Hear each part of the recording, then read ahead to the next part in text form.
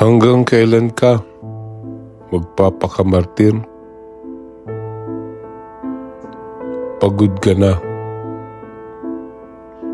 pero nagpapatuloy ka pa rin. Bakit?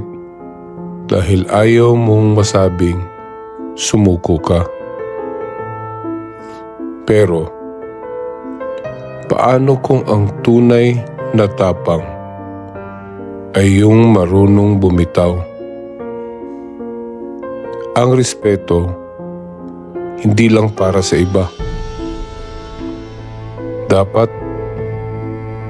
para sa sarili mo rin. Ako si Maskara. Hindi ko kailangang ipakita ang mukha ko. Dahil ang mahalaga, ang boses na matagal mo nang kinikimkim. Kung may tanong ka rin na hindi mo masabi, dito mo na ilabas. Mag-subscribe ka.